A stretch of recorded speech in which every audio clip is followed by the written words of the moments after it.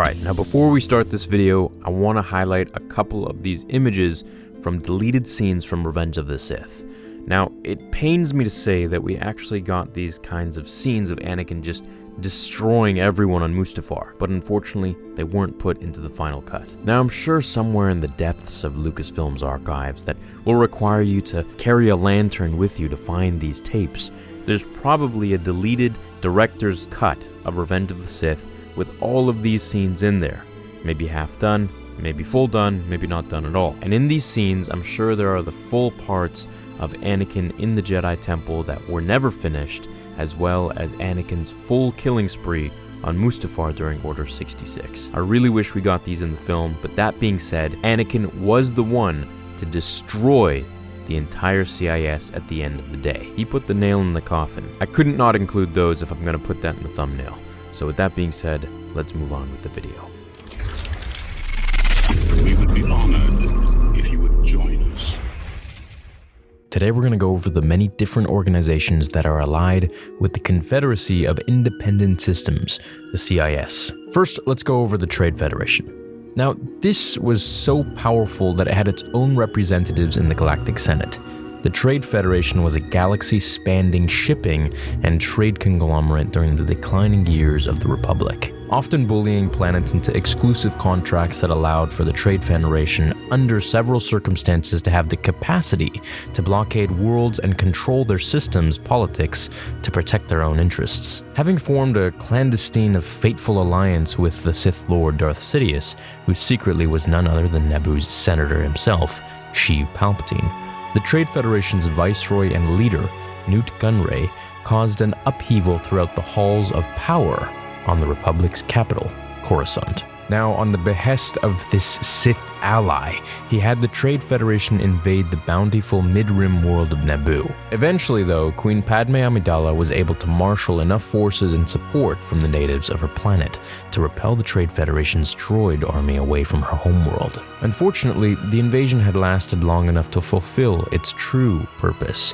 which was to generate a crisis that would see Palpatine elevated to the Supreme Chancellorship of the Galactic Republic. For years afterwards, the Trade Federation's leader was able to keep one step ahead of the law and avoid seeing any jail time for the invasion. Instead of seeing any punishment, Gunray would join up with Sidious's apprentice, Count Dooku, and the Confederacy of Independent Systems, the CIS, would commit the Trade Federation's droid forces to their secessionists' military might. From then and throughout the Clone Wars, the Trade Federation, as part of the Separatist droid army, engaged in numerous military campaigns against the Jedi and the Republic. However, at the end of the war, after the Sith Lord, Darth Vader, killed Newt Gunray and the rest of the Separatist Council on Mustafar, the newly birthed Galactic Empire nationalized the Trade Federation, adding its resources and wealth to the Empire's growing power. The second we're going to cover is the Commerce Guild. Now, these guys were a galactic-scale consortium of various corporate organizations, including agricorps, retailers, arms manufacturers, shipbuilders, service providers, and the Mining Guild. The Commerce Guild was based on the colorful Outer Rim jungle world of Felucia. During the waning years of the Republic, the diminutive blue-skinned Gossman female, Shumai, was the leader, or Presidente of the Commerce Guild, who was only driven by concerns for wealth, status, and power. Through her aggressive nature and deceitful tactics, no one was able to stand in Shumai's climb to the top of the Commerce Guild. Though they were technically competitors, the Commerce Guild forged an alliance with the Corporate Alliance and several other interstellar conglomerates as they pledged to join its army to support Count Dooku and the CIS shortly before the Battle of Geonosis. Though the Commerce Guild did not back the Confederacy openly, Shumai's OG-9 homing spider droids were utilized by the CIS forces, and Mai herself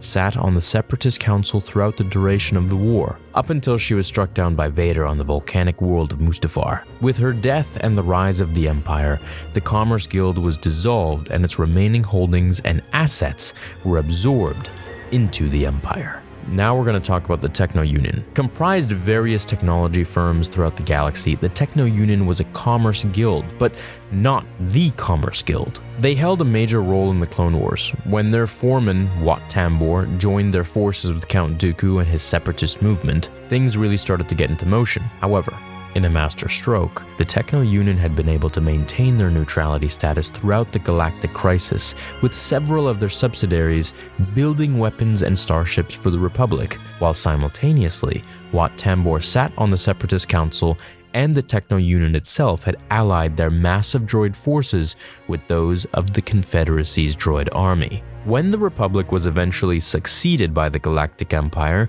the Techno Union shared the same fate as the Trade Federation, and the Commerce Guild did.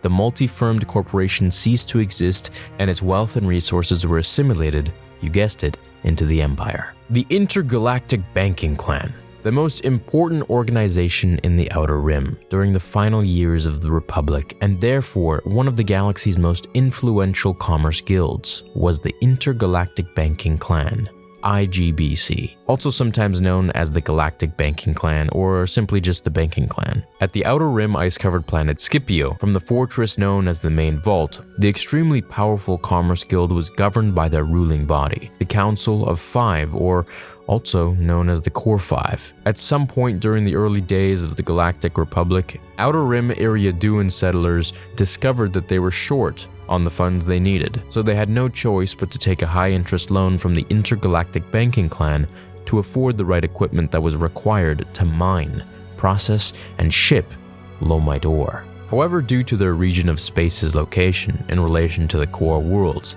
hyperspace travel required the use of signal devices that functioned as fixed navigation points for hyperspace travel, called hyperwave beacons and reversions to real space. Therefore, it wasn't uncommon for shipments of ore being delayed or lost. The people of Iriadu almost became a client world of the Banking Clan because of the growing depths of that high-interest loan, if not for the last-moment intervention of entrepreneurs from the core world of Korulag. When the Republic left the standard galactic currency known as the Arodium Standard, the galaxy-wide governing power made sure to keep a credit reserve and stabilize the value of the galaxy's cash by partnering with the Galactic Banking Clan and other powerful banks. During the secessionist crisis and the outbreak of the Clone Wars, the Intergalactic Banking Clan's Moon chairman, San Hill, took a place on the Separatist Council when the massive commerce organization joined the Confederacy of Independent Systems. Despite that, the Banking Clan wasn't going to let something as inconsequential as a galaxy-spanning war to stop them from continuing to conduct business with the Republic, admittedly at excessive interest rates too. But even with these measures, towards the end of the war, the Intergalactic Banking Clan was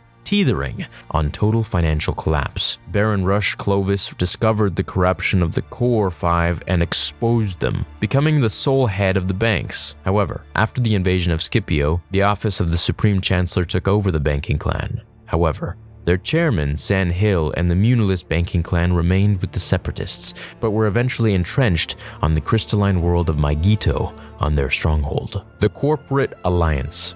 Making their nerve center on the beautiful Outer Rim world of Murkana during the declining days of the Galactic Republic, the Corporate Alliance was yet another powerful and influential conglomerate that during the Separatist crisis vowed their wealth and resources to the Confederacy of Independent Systems. Because of this, their magistrate, the Kurivar male, Pasel Argente, sat on the Separatist Council, while their senator, Voatel, represented the Corporate Alliance in the Confederate of Separatist Parliament. Unlike the other members of the Separatist Council, the Corporate Alliance was still active under the reign of Palpatine's empire. Rebel commander and leader of the Phoenix Fleet tried to bluff Imperial Admiral Brom Titus by claiming he and his crew were part of the Corporate Alliance, but the Admiral wasn't deceived. Hope you guys enjoyed this video about the different organizations that are allied in the CIS. Hope it explained some things and made the different organizations a little more clear. Let me know which one's your favorite down below. I'll see you in the next video, and until then, remember, the Force will be with you, always.